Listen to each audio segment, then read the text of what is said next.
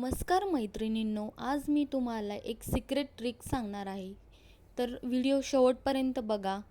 इथे मी शेवगा घेतला आहे. त्याच्यानंतर मी शेवग्याची वरची साल काढून घेणार आहे. इथे व्हिडिओमध्ये दाखवल्याप्रमाणे हे बघा, इथे मी साल काढून घेतली आहे वरची. चाकूच्या साहाय्याने हलक्या हाताने ही पूर्ण साल काढून घ्यायची आहे. त्याच्यानंतर एक एक शेंग घेऊन छोट्या छोट्या पीसेसमध्ये कट करून घ्यायचे आहेत. व्हिडिओमध्ये दाखवल्याप्रमाणे मी इथे असे पीस कट करून घेतले आहे. इथे तुम्ही बघू शकता. इम्पॉर्टंट टिप म्हणजे शेवगा खूप मोठा किंवा खूप जुना असेल तर टेस्ट खराब होऊ शकते भाजीची. त्याच्यामुळे कधी पण फ्रेश शेवगा बघून घ्यायचा आहे. ही रेसिपी खूप सोपी आहे, पण एक छोटी मिस्टेक केली तर टेस्ट खराब होऊ शकतो. मी इथे पाणी टाकून घेणार आहे. 1 ते 2 ग्लास पाण्यामध्ये स्वच्छ धुवून ठेवायची एका साईडला. उकळायला ठेवायची नाही शेवगा. त्याच्यानंतर थोडंसं खोबरं भाजीच्या क्वांटिटीनुसार घेऊ शकता. त्याच्यानंतर धने, खसखस इथे अशा पद्धतीने मी भाजून घेतला आहे. त्यानंतर छोटासा कांदा हा पण शेगडीवरती भाजून घेतला आहे. इथे पूर्ण मसाला आपण धने, खसखस, खोबरं आणि कांदा व्यवस्थित भाजून घेतला आहे. त्याच्यानंतर 1 वाटी शेंगदाणे जास्त घालायचे नाही. हे पूर्ण मिश्रण मिक्सरच्या भांड्यामध्ये काढून घ्यायचं आहे.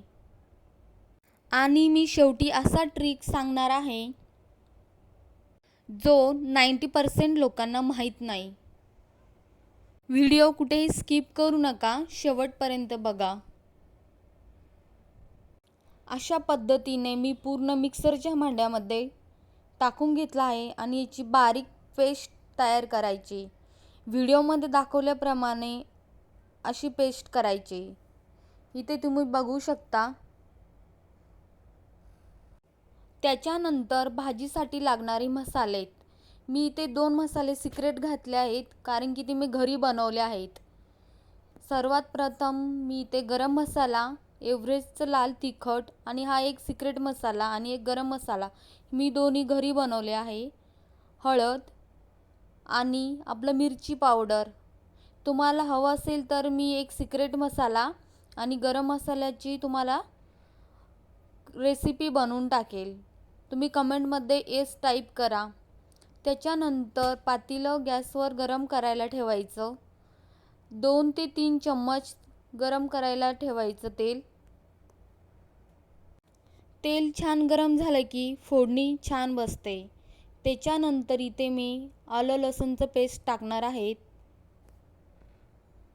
एकही स्टेप स्किप करू नका. व्हिडिओ शेवटपर्यंत बघा. आपण इथे व्हिडिओमध्ये दाखवल्याप्रमाणे पूर्ण लसूण व्यवस्थित स्मेल येईपर्यंत परतवत राहायचं. लसणाची छान खमंग फोडणी बसली की भाजीला टेस्ट छान येते. त्याच्यानंतर आपण काढलेले मसाले, गरम मसाला, हळद, लाल तिखट आणि एव्हरेस्टचं तिखट आणि आपला एक सिक्रेट मसाला, अशा पद्धतीने आपण सगळं व्यवस्थित मिक्स करून घ्यायचं आहे. हे पूर्ण सगळं मिक्स झाल्यानंतर त्याच्यामध्ये टाकायचं आपलं वाटण. पूर्ण वाटण टाकून झाल्यानंतर व्यवस्थित मिक्स करायचं. 1 ते 2 मिनिटासाठी झाकण ठेवायचं आणि त्याला शिजू द्यायचं. मसाला चांगला शिजला की भाजीला टेस्ट छान येते. मी इथे शेवगा उकळून घेतलेला नाही. मी डायरेक्ट 2 पाण्याने स्वच्छ धुवून भाजीमध्ये टाकणार आहेत. गॅस मीडियम ठेवा. काय केला तर भाजी खराब होईल. आता शेवगा टाकून नीट व्यवस्थित मिक्स करा.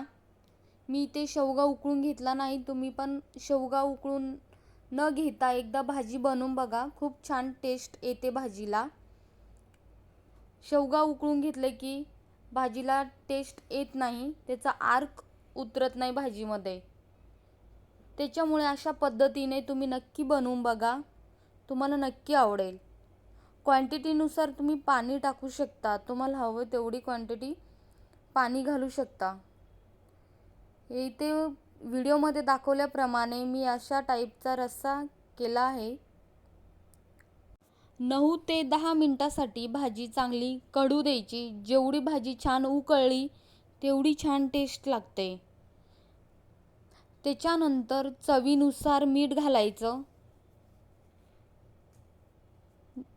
व्यवस्थित छान मिक्स करून घ्यायचं आणि 9 ते 10 मिनटासाठी भाजी शिजत घालायची. अगोदर बघा भाजीचा कलर कसा आहे, भाजी तयार झाल्यानंतर बघा भाजीचा कलर आता कसा आहे.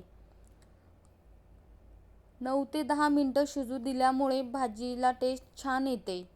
व्हिडिओमध्ये तुम्ही बघू शकता. तुम्हाला कशी वाटते कमेंटमध्ये नक्की सांगा. बघा किती सुंदर कलर आला आहे आणि स्मेल तर अगदी जबरदस्त. तुम्ही ही भाजी एकदा नक्की ट्राय करा आणि कमेंटमध्ये नक्की सांगा कशी झाली तर. आणि अजून अशा इझी रेसिपीसाठी चॅनलला सबस्क्राईब करा, लाईक करा आणि कमेंट करा. आहा, मस्त ज्वारीची भाकर, आंबा, कांदा आणि शेवगाची भाजी मस्त.